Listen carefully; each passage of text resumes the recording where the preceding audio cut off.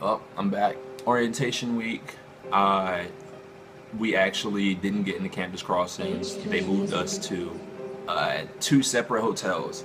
So I'm thinking we're all gonna be all 120 people. We're gonna be together in the same apartment complex, and it's gonna be like our own little college function during the summer. And it didn't turn out like that at all. So it was about 60 people at one location, 60 people at the other location, and we were at Extendo Stay. So actually, it's extended stay, but we called it Extendo because it smelled like weed the whole time in Miami and 54, both locations actually. They were just smoking the whole time. Like it was apparently it was lit. Like every day was the weekend. It was crazy. It wasn't particularly the best hotel at all. Like they over at the Miami location, they cemented over the pool, so like you have the actual like the pool area, and outside is usually cement. They actually like filled up the pool with just cement, so it just looks like a deck right now. Like I have a picture of it. It's crazy. And I was like, wow, this is really ratchet. Like this is bad but not bougie. Like it was so I just couldn't believe it. I pull up to the extended stay first day, and I'm one of the first ones there because I live right around the corner, but I decided to wait a little bit because my parents didn't help me move in, so that was another issue. So my whole family left, and I had to put all my stuff in the car and move myself in the hotel. I didn't get a goodbye or anything. Like they just dipped. They were like, "Oscar, you're up the street, it's fine." And then later they had the nerve to say, "Oh, Oscar, I miss you. Come back home, spend time with the family." Like, no, bro, y'all didn't help me move in. I'm not worried about y'all. Y'all on your own now. So y'all gonna experience 2 months without Oscar, and don't take me for granted anymore. That's your warning. But so then I moved myself in, and I'm thinking I'm just gonna wait and say hi to people that I know and meet people I don't know. And people start coming in, and Tina and Joy Monet look at me like, "Are you gonna help them out?" Now, I'm not selfish or anything. I'll help out. But they really looked at me like I was supposed to. Like it was my job to help them move in. Like I was part of City Project staff. Like I'm here to learn. I'm here to fellowship, here to be in community. But that wasn't my plan because I'm already tired from the day because I stayed up last night packing. And then I played basketball in the morning, or did something in the morning. So Tina and Joy Monet basically trapped me into helping out everybody. And I ended up meeting some pretty cool people along the way. Yeah, I was still kind of resentful for helping them out. Not for helping them out, but for being forced to, because I don't like being forced to do anything. But they hit me with "Oscar, where's your servant's heart?" Not here. Not here. After that, after everybody moved in, we had our first session, and they started talking. I think our first talk, basically, Wes broke down the gospel, and he made it. He really focused on the aspect of how important it was to believe and receive in the gospel, because it was really like the core foundation of our faith. Like the whole Bible leads up. Basically, it's a whole story told about how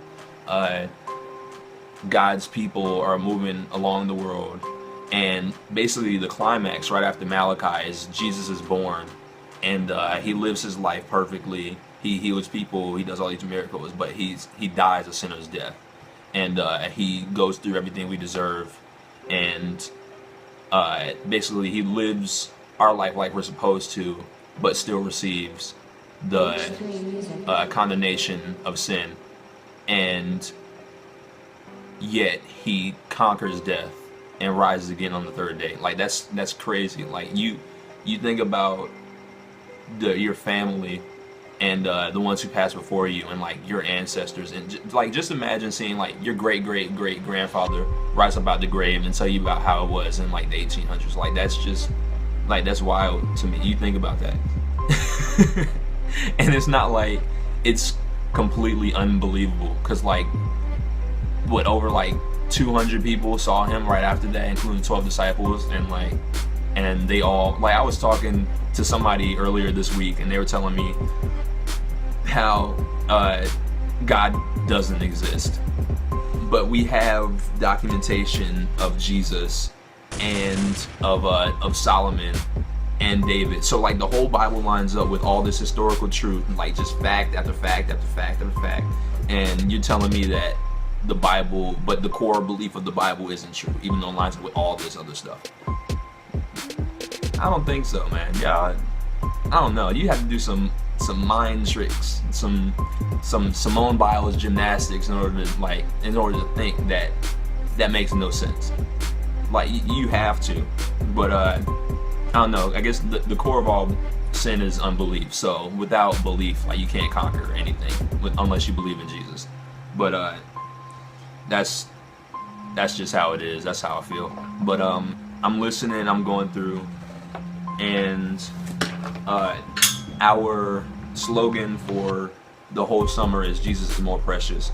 I was just kind of rolling with it. Like I understood, like, Jesus is better than everything else, you know. Like that's kind of what I took it as and left it at, and I didn't think too much on it. But it's so much more, like, and you see that all throughout the summer. Like, God tests your faith constantly, and like anybody on City Project and Second City and City Life can attest this. Like God tests you the whole summer, and you start looking, like, it's like God kind of chisels at your spiritual lens, how you look through the world, and as He's changing you, you start to notice like more and more just faults in not only the world but in yourself and your own walk with Jesus.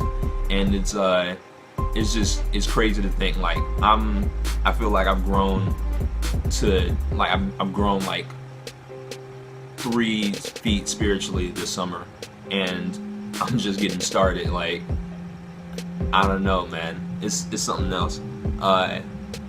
But then Dave starts talking about how to relate to one another, and how you can love each other earnestly, and they take us through, this is our handbook for the whole summer. You can't see the words, but this is like it's pretty thick, not gonna lie. Well, it's not thick, but like the paper, they got that good paper, that 4-ply paper that probably took about $2,000 of our $5,000 for the whole summer. So that's the extent of our booklet. But it like the amount of notes that I took, and even the notes that I didn't take because I fell asleep during some of the sermons, that's another story though. But even the notes that I didn't take, like, I can still go back over the outlines and answer these questions and go through all these Bible verses that I wrote down and that they wrote down for us, and I can look back for the rest of my life and say, like, I learned this fundamentally at the beginning of my faith. So if I'm faltering at this point of my faith later on in life, like, I can look back at this and stay rooted and grounded in what I learned first off, like, fresh in my faith. So I think this is a really dope handbook. If you go on City Project sometime or anytime in the future, like, I really suggest that you take like good earnest notes in the handbook, because it'll save you one day. It'll save you one day. But then we start talking about how to meet with God every day, and how to, quote unquote, get a grip on God. It says, go to God, read the Bible, ingest the truth, and pray. Cool acronym. Pray to God. So basically, like, I never done quiet time before. I never woken up first thing in the morning and read my Bible. That's a foreign thought to me. People around me, I don't see them do it. They don't talk about what they learned during their quiet time or their time with God. They just kind of go to church and listen to what the pastor tells them, and then they don't open up their Bible for the rest of the week. They only open up on Sundays, and that's not. How can you base your whole life and your whole belief on a faith that you barely know anything about?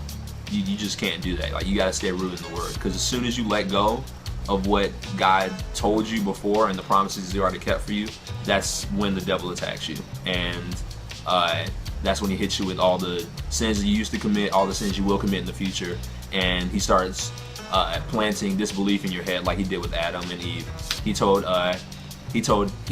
basically, the first thing he did was he made Eve question what God told her to do in the first place, was not eat of the tree, and the repercussions of that. He twisted around God's words, and he made it seem like God was not telling the whole truth, or and he basically tricked Eve because she didn't know God's word at heart. And so, like, it's not like the devil's changed in all these years. Like, he's still using the same attacks. He's still twisting the Lord's words. Like, how many times have you heard Philippians 4:13? I can do all things through Christ who strengthens me.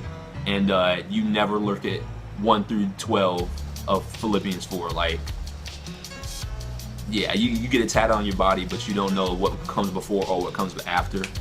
Come on, man. That's just foolishness. So that was orientation. That was like the first day, and it's just so much more. Like, there's a couple other videos I'm gonna get out orientation week. I'm gonna get one of Duke Gardens and that whole day, and that was a spectacle. So stay tuned for the next video.